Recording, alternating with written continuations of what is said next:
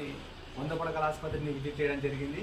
మరియు విజిట్ చేసిన తర్వాత చూస్తూ ఉంటే అసలు ఈరోజు ఈ 100 పడకల ఆసుపత్రి ఇంత నిరుపయోగంగా మారడం చాలా దురదృష్టకరం. ఎందుకంటే ఆ రోజు కేసీఆర్ గారు ప్రభుత్వం వచ్చిన అంటే రాష్ట్రం ఏర్పడిన తర్వాత మొదటి ప్రభుత్వంలో ఈ 100 పడకల ఆసుపత్రిని నియోజకవర్గ ప్రజల కోసం నియోజకవర్గ ప్రజలకు వైద్యాన్ని అందించాలనే ఒక దృఢ సంకల్పంతో కేసీఆర్ గారు దీన్ని ఆ రోజు ఉన్నటువంటి మంత్రివర్యులు కేటీఆర్ గారు భూమి పూజ చేయడం జరిగింది.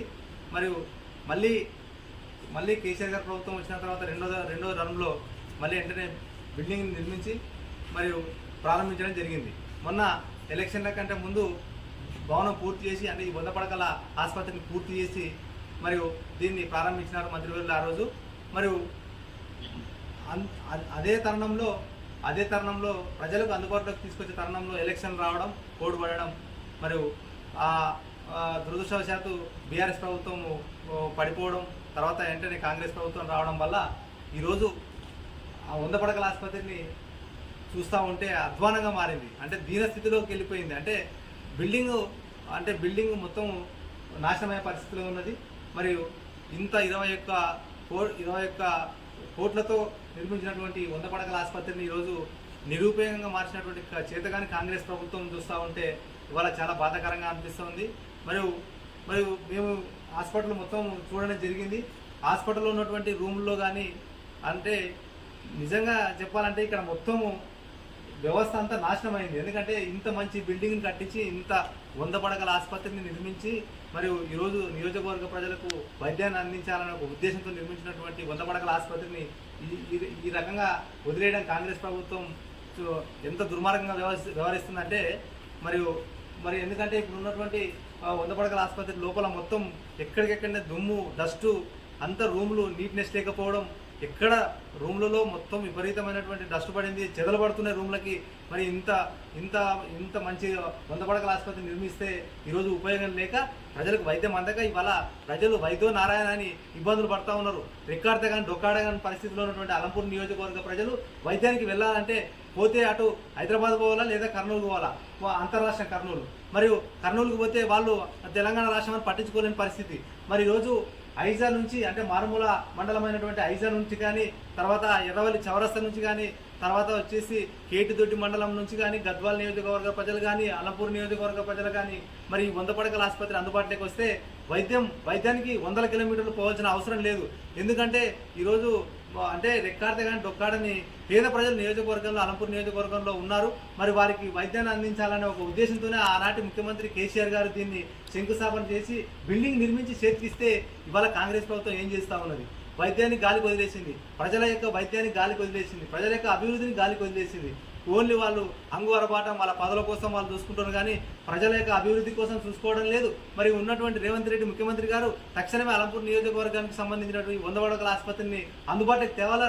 అదేవిధంగా వైద్య శాఖ మంత్రి దామోదర్ రాజనరసింహ గారు కూడా దీని వైపు చూడాలి.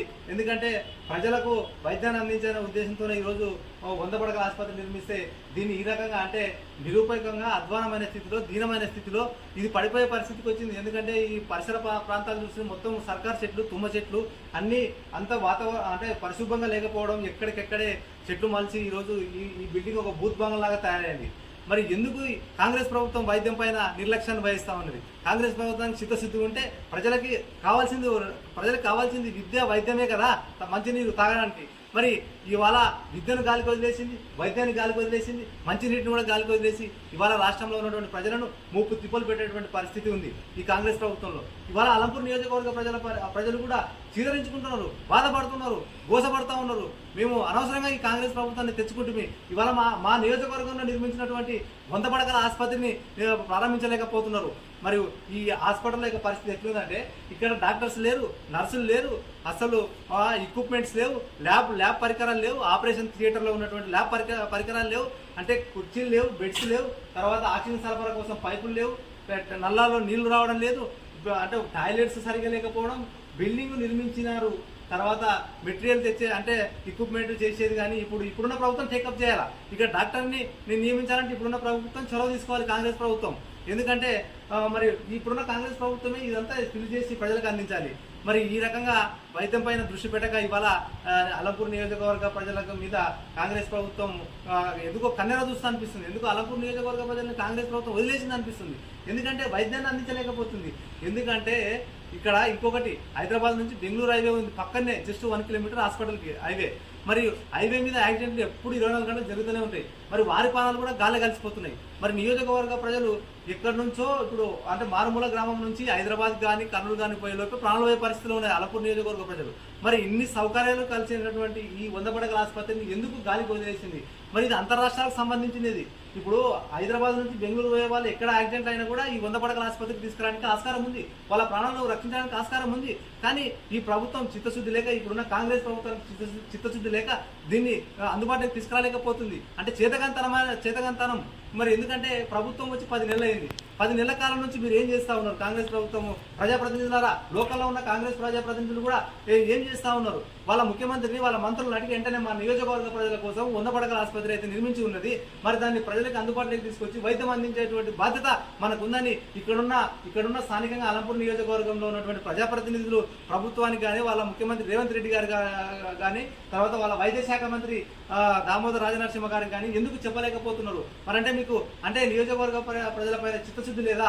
మరి మీకు నియోజకవర్గ ప్రజలంటే పడదా? మరి ఈ రకంగా మీరు వ్యవహరించడం మంచిది కాదు. తక్షణమే మీరు ఏం చేస్తారో ఎట్లా చేస్తారో తెలియదు, కానీ 2 నెలల లోపలనే ఖచ్చితంగా ఈ 100 పడకల ఆసుపత్రిని ఖచ్చితంగా మీరు ఉపయోగంలోకి తీసుకురావాలి. లేని పక్షంలో మా బీఆర్ఎస్ పార్టీ తరఫున ఖచ్చితంగా పోరాటం చేసి దీన్ని అందుబాటులోకి తీసుకొస్తాం ప్రజలకి. ఇప్పుడున్న మా ఎమ్మెల్యే గారు కానీ, మా ఎమ్మెల్సీ గారు కానీ ఇప్పటికే ప్రభుత్వానికి పలు దఫాలుగా 100 పడకల ఆసుపత్రిని ప్రారంభించాలని అన్ని రిక్రూట్మెంట్ చేసి అందుబాటులోకి తీసుకురావాలని పదే చెప్పడం జరుగుతూ ఉన్నది. కానీ కాంగ్రెస్ ప్రభుత్వం పట్టించుకోకపోవడం దుర్మార్గం. మరియు ప్రజల అంటే అలంపూర్ నియోజకవర్గం పైన చిత్తశుద్ధి లేకపోవడమే దీనికి నిదర్శనం. కాబట్టి తక్షణమే కాంగ్రెస్ ప్రభుత్వం ఇప్పుడైనా కళ్ళు తెరిచి అమ్మవారి సాక్షిగా అడుగుతున్నాం, కాంగ్రెస్ ప్రభుత్వమా, రేవంత్ రెడ్డి గారు, అంటే రాజనరసింహ గారు, మీరు తక్షణమే కళ్ళు తెరిచి మా నియోజకవర్గం పైన మీ ఆశీస్సులు ఉండి ఖచ్చితంగా ఈ 100 పడకల ఆసుపత్రిని ప్రజలకు అందుబాటులో తీసుకోవాలి. మనం ఉండేది ప్రజల కోసం, ప్రజల పక్షాలనే మేము బీఆర్ఎస్ పార్టీ ఆ రోజు కేసీఆర్ గారు ముఖ్యమంత్రి ఉన్నప్పుడు కూడా అలంపూర్ నియోజకవర్గ ప్రజలకి వైద్యం లేదని వాళ్ళు చిత్తశుద్ధితో ఆలోచన చేసి ఆ రోజు ఆనాటి ముఖ్యమంత్రి గారు ఈ 100 పడకల ఆసుపత్రికి నిర్మించి చేతులు పెడితే దీన్ని అందుబాటులోకి తేలని దుస్థితులు ఈనాటి కాంగ్రెస్ ప్రభుత్వం ఉన్నది. మరి అందుకే ఇవాళ నియోజకవర్గ ప్రజలు గోసపడతా ఉన్నారు. అందుకే ఇవాళ నియోజకవర్గ ప్రజల కళ్ళలో కన్నీళ్ళు వస్తున్నాయి. నియోజకవర్గ ప్రజల బతుకుల్లో ఈ కాంగ్రెస్ ప్రభుత్వము సర్కార్ చెట్లు మొలిచే పరిస్థితి తీసుకొచ్చిన దుర్మార్గమైన దుస్థితి కాంగ్రెస్ ప్రభుత్వం అనేది. మరి ఇప్పటికే మా ప్రభుత్వం మీద వచ్చింటే ఇప్పటికే ఈ 100 పడకల ఆసుపత్రిని అన్ని హంగులతో, అన్ని ఆర్భాటాలతో ఇవాళ ప్రజల ముంగిట పెట్టి అంటే మెరుగైన వైద్యం, నాణ్యమైనటువంటి వైద్యాన్ని అందించి ప్రజల ప్రాణాలకు హామీ ఇచ్చే విధంగా ప్రజల ప్రాణాలను నిరంతరం రక్షించేటువంటి పరిస్థితి ఉండే. కానీ ప్రభుత్వం పోయినందుకు ఇవాళ రాష్ట్రమంతా గోసపడుతుంది. కాబట్టి తెచ్చుకున్న కాంగ్రెస్ని ఎందుకు తెచ్చుకున్నామని ఇవాళ తెలంగాణ రాష్ట్ర ప్రజలే ప్రశ్నిస్తూ ఉన్నారు, తెలంగాణ రాష్ట్ర ప్రజలే గోసపడతా ఉన్నారు. కాబట్టి తక్షణమే కాంగ్రెస్ ప్రభుత్వమా, మరి ముఖ్యమంత్రి రేవంత్ రెడ్డి గారు మీరు ఆలోచన చేయండి. అలంపూర్ నియోజకవర్గంలో ఉన్నటువంటి 100 పడకల ఆసుపత్రికి తక్షణమే అన్ని రకాల సదుపాయాలతో ఏర్పాటు చేసి ప్రజలకు వైద్యం అందించేటువంటి బాధ్యత మీ పైన ఉందని మిమ్మల్ని డిమాండ్ చేస్తా ఉన్నాం, మరి హెచ్చరిస్తున్నాం.